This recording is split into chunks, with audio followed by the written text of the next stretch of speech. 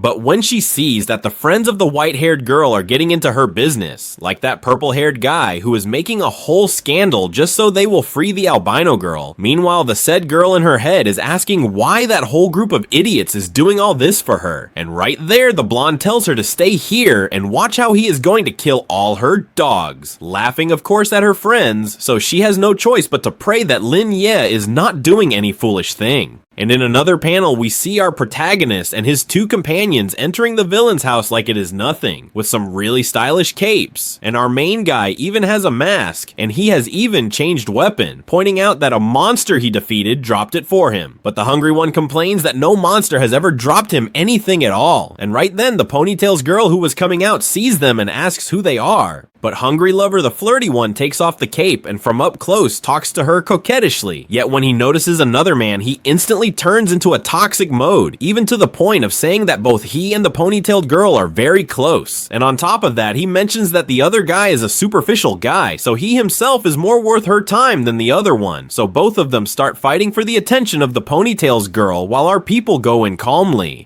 And in the very first corridor, they already run into two guards. Our main guy wants to take care of them quickly, but San tells him, "Easy Poppy, I will handle it. More than a leftover, I want to be the hero." And so he starts a clean beatdown with the two of them, and that is how our Lin Ye finally enters the room of the albino girl. But since she does not recognize him with the mask, she tries to attack him with her ice sword. And when he reveals his face, she asks him why he is wearing a mask, and he obviously answers that it is so that no one will recognize him. I do not know what answer the albino girl was expecting really, although she points out that with that mask, he actually stands out and draws even more attention. But our romantic hero highlights that she looks very beautiful dressed as a bride, so she of course blushes and gives him her hand, telling him that her companions will not be able to hold on much longer. But this girl refuses to leave, so our guy explains to her that if she continues like this, only death is waiting for her. Yet since she gets closer, she tells him that it is none of his business, and that she will be fine, making our protagonist angry, and he tells her that she is a very annoying woman, and that they really do not have any more time.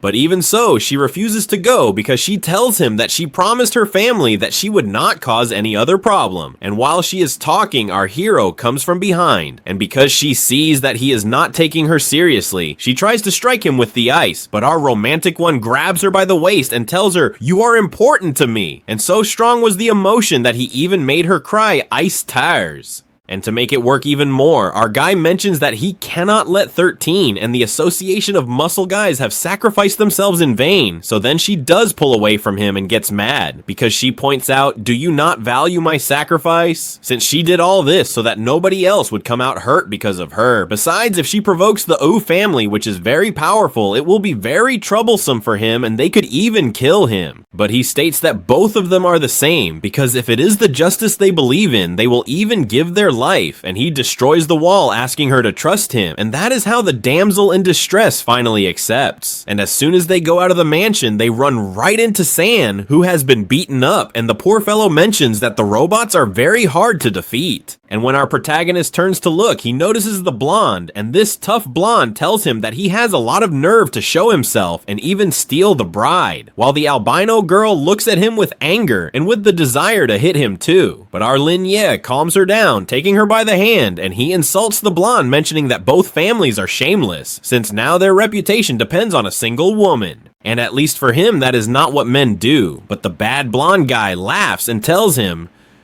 "How can you call yourself a man for daring to take another man's wife?"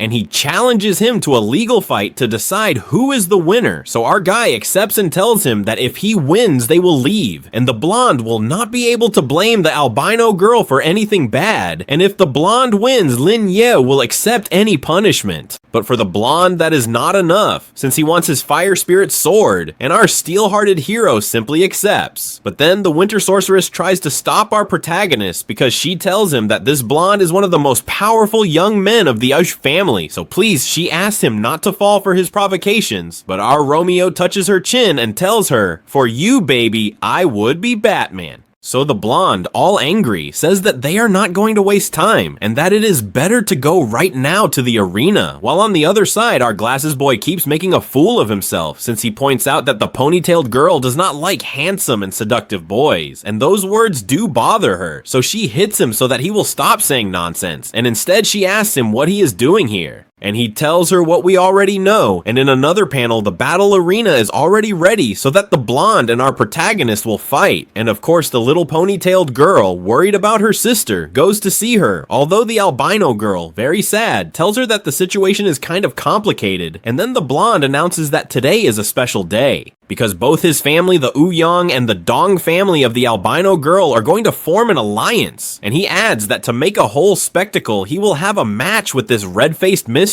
Likewise, he tells everyone the deal he made, because if the hooded one wins, he takes the albino girl, but if the blonde wins, he also takes the fire spirit's sword, and that really surprises the old men, since it is a divine weapon that has been missing for a long time, pointing out that this show is not bad at all, and there the old emperor of the Ouyang family mentions that it is necessary for his grandson to show his power so that certain people will not think they can do whatever they want with the Ouyang family, looking like that at the albino, at the white-haired one, and at the ponytail's girls. But there, the white-haired guy leaves, and the horned ex of our hero's sister follows him, and before starting the fight, the blonde tells him that here there is a force field around the whole platform so that it can repel all their attacks, so he can fight in total freedom. Then our Lin Ye proceeds to summon his weapon, although the blonde is surprised that he is not going to use the fire spirit's sword. But our Steel affirms that with that it is more than enough, and as for the nasty blonde, he simply mentions that one finger will be enough for him, and the battle begins with the villain throwing air slashes. However, our protagonist rejects them quickly, and so they exchange several attacks until in one, the blonde stops him with his shield, and both of them proceed to clash their fists, making a great impact. Then the blonde mentions that he has finished warming up, so he fires air discs at him, and even so, our guy manages to avoid them easily, but since a thick cloud of dust was formed, the blonde takes advantage to hit him distracted. However, Zero throws his weapon at him, and the blonde barely dodges it, so already in the air he tries to chase him, but our protagonist gives him such a kick. But the blonde is very tough, so he throws stones at him quickly, so our Lin Ye takes flight to attack him from above, and the villain defends himself with several barriers, but our guy is so strong that he destroys the great majority, and when he is about to destroy the last one, the blonde skillfully moves his weapon, saving himself from a brutal cut, but not from the mega punch our Zero had prepared. And with some very stylish movements, he summons a dragon of the spear and throws himself to break all his Mandarin, and the funny blonde tries to defend himself with a stone wall, but it is useless. Zero still cuts all his chest, pointing out that that cut was in revenge for 13. So the blonde out of rage expels black substances from his hands, summoning a huge cross and throws it. Our protagonist at the same time destroys the protection, but when this explodes, we see our Zero up in the sky, because after rejecting the attack, he moved away from the explosion, and he tells him that if he dirties his clothes again, his sister will scold him, and so he hits him with a tremendous kick. And since this crazy blonde is harder than steel, and by no means wants to lose, he takes out a forbidden scroll, throwing it at our hero, and then there is a big explosion, and after that we see that the blonde has now become more powerful, and even his hair has grown, while on our protagonist's side he was coming out of the rubble, and he was fine. At least he was, not his clothes. But the bad guy does not wait at all, and throws straight at him a powerful attack.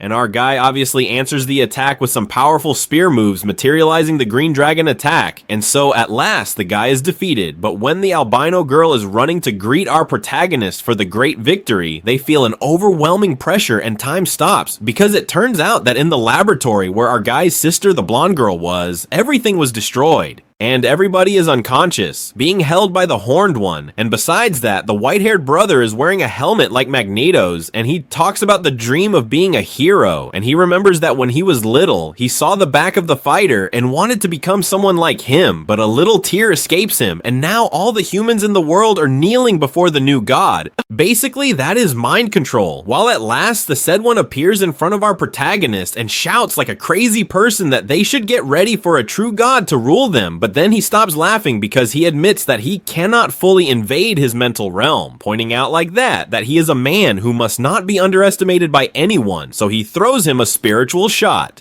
which is automatically destroyed, and on top of that, the bald one ends up hurt. And there Lin tells him that at most he can be an evil fake god, but not a true god, since he explains to him that just being bald and getting a little stronger is not enough to be god. And the knee-headed guy, really upset, throws several storms and stones at our protagonist, but our Lin Ye takes advantage of a moment of carelessness and hits him with his spear. And during the fight, the bald one mentions that a god does not need bonds, nor friends, nor relatives, nor anything, but only a power that can control everything, since that way there would be no sins nor disputes. And then the bad guy throws a mini spirit bomb, and taking advantage that the protagonist is on the ground, he uses his mental invasion technique, getting obviously into his mind, and inside he sees him carrying a little girl and also many monsters. But when he gets closer to the memory of the girl, she tells Lin Ye that he should continue living in peace, and right when the bald one tries to get closer, he is expelled from the mind of the Great Zero, and now our Lin begins to transform, saying that he had not wanted to go back to what he was before.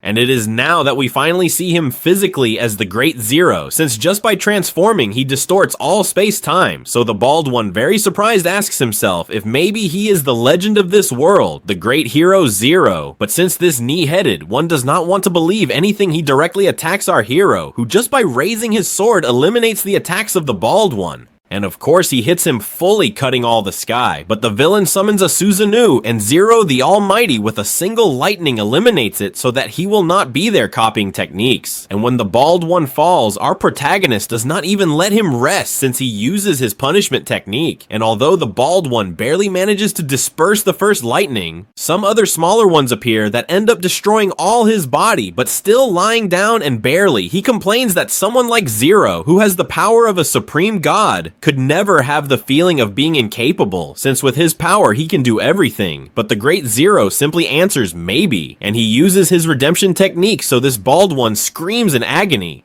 before the black flames, and from the mouth of the ex-white-haired guy, well, because now he is bald, something like an essence comes out, and it enters the black sword of our protagonist. Therefore the villain falls to the ground, and Lin Ye fades his Zero transformation and looks at the sky. The villain recognizes that his power indeed is enormous, and admits that he himself does not get even close to how powerful the Great Zero is. But our guy answers that even though he is very powerful, he was not able to save her, and he asks him why he wanted power in the first place. The bald one laughs and covers his face because he answers that that is true. The job of a hero is to save people, and he remembers that his original dream as a hero was to create a world without murders or sins. So he wanted to be the most powerful in the world, but at some point he went so far off his path that he ended up losing sight of his dream, recognizing like that he ended up becoming what he swore to destroy. But to all this, the Great Zero asks him how he became so strong and powerful. Tell us your secret master. And he asks this because the bald one had machines and many millions of dollars. Lin Ye, for his part, takes off his shirt and shows all his torso full of dozens of thick scars that were made by manticores, space swords, alien cannons, even deities from other worlds, confessing like that there were so many battles that he does not even remember how many there were, but that he knows he is very damaged, although he is thankful that luckily his hands and face are the only places without scars. And that makes him go unnoticed before the world, so his sister will not find out what has happened to him, since he knows she would worry a lot. The bald one, for his part, looks at him and with a satisfied smile tells him that it is a miracle that he survived all those battles. And then he remembers when he was in Zero's mental realm, since there was a girl whom the protagonist hugged very tightly, admitting that she is the reason for becoming so strong, and that for 5 years he went through everything that an ordinary human could not even imagine nor endure. So with all the confidence in the world, he asks him about the pink-haired girl he saw in his memories.